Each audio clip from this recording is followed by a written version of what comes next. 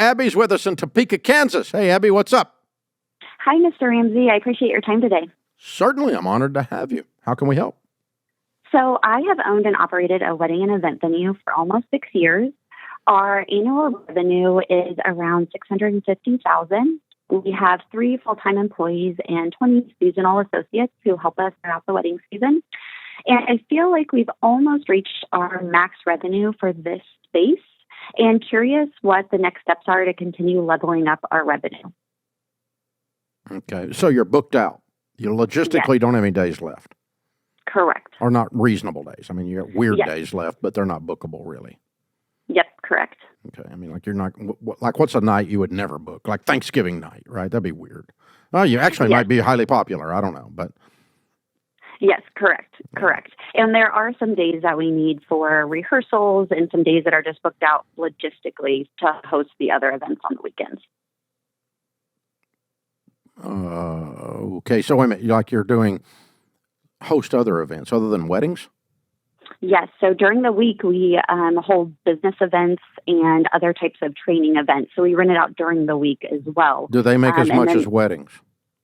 We have implemented an all-access package where we work with other vendors, and so they do get us a good profit, not as much as a wedding, but we do book it out for that day. So would you rather sell a wedding that night than a business event? Can you? For Mondays through Wednesdays, it's harder. We do have some weddings, but we usually have a smaller crowd, so it'd be more of a micro wedding or wanting those types of days. And so a business and a micro wedding are very comparable for that. Okay, so you've already explored the idea of shifting your business mix a little, and it really doesn't make sense. It's going to be it's going to be micro or business, fills in those weekday dates. Your weekend is your big number, and that's the wedding number. And particularly in wedding season, it's bizarre. Yeah. Okay. Exactly. Do you have seasonal pricing?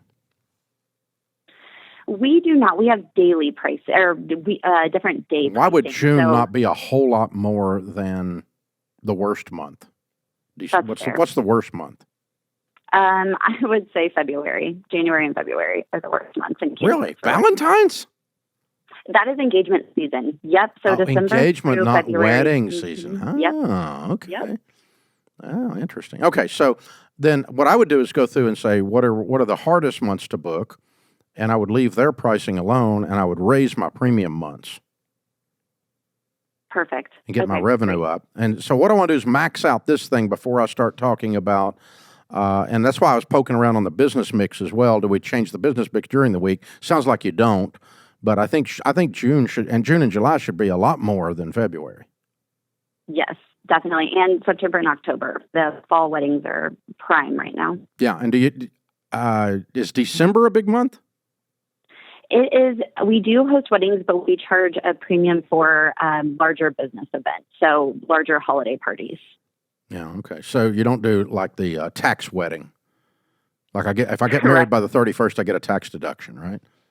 Correct. I think I'd advertise that one in the last week. But anyway. I like it. I know nothing about your business, so don't listen to me, okay? That's dumber than crud. All right. But it's just, I know people that do get married, the second marriages in particular, by the end of the year because they want to make sure they get the tax. All right. Yeah, first thing I would do is max out all, and it sounds like you've explored a lot of them, but I would look to where I can fine-tune my pricing schedule.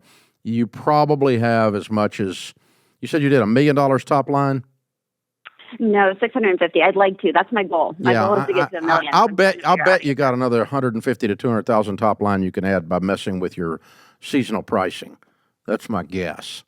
And we've got a couple of product lines we do that with that we have to shift around how we charge because of their seasonal stuff. And so, that's one thing. And then your question was what again? Restate that after I poked around on this. Yes, just how to level up our revenue, and kind of just when do you add another revenue stream? Kind of what you were hitting at. Yeah. Okay. The first thing I would do is let's do the tweaks we were talking about. Then once it's full again, and June is 25% more than February or whatever the number is. Okay, that you find that sweet spot, and you go, okay. Then I'm going to raise all my prices 10%. and just see what happens. So there's a thing like in property management, there's a correlation to this, a metaphor for this. If you have an apartment complex that has 250 units and you're 100% full, your rent is too low. Sure. You should have healthy apartment complexes should have a 5% or 7% vacancy rate because they're leaving because you bumped them out. That makes sense. You kept it right on the edge. If the only way you can, because the only way you can keep it 100% full is be too cheap. It's impossible otherwise. So you're not pushing the edge of the market value of the apartment complex if you're 100% full. And that's what I'm looking for here. You're close to 100% full. So the first thing we'll do is bump the seasonal. The second thing I'd do is I would bump across the board once I'm full again. Because you're obviously good at selling this, and it sounds like you are stellar at executing the actual events. Like you guys are event ninjas, right? Yes, correct. Yep. I mean, you just knocked this out, right? And so, I mean, you're killing this. I mean, you guys, it's obvious because we do events, and I can smell it in the way you're doing this, the way you're talking about it. You know exactly how to execute this with excellence. You have very few complaints after the event is closed, except by somebody who's just an unreasonable person. Correct. Yep. I suspected that. So it's time to raise your prices. Yeah. First, let's do it. First, let's do seasonal, and then let's do a 10%. And if you still don't have any vacancy, raise it another 10. I want you to have trouble selling it out. Perfect. And then that tells you you've maxed the location out. Then you've got a model that, we start looking for another location. Then we start going, okay. We've got this thing where it's ROIing. We're milking as much of this cow as possible. Let's get a new cow. We got to get another one. Awesome. And then you're doing that. So you're really. How long have you been doing this? So we've owned it for 6 years. So about 6 years. How much was the revenue the first 2 years? Oh, 100. Yeah, that's what I thought. Yeah, you're on a really steep growth curve here.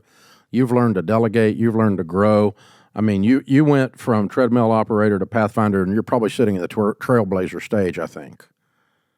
Oh, man, you just made my day. Thank you. I think that's where you are. You're really. You see the hockey stick in the revenue, but we can also see it in your learning curve, because that's causing your revenue to happen. So you're amazing, Abby. Well done. I'm so proud of you. Very cool.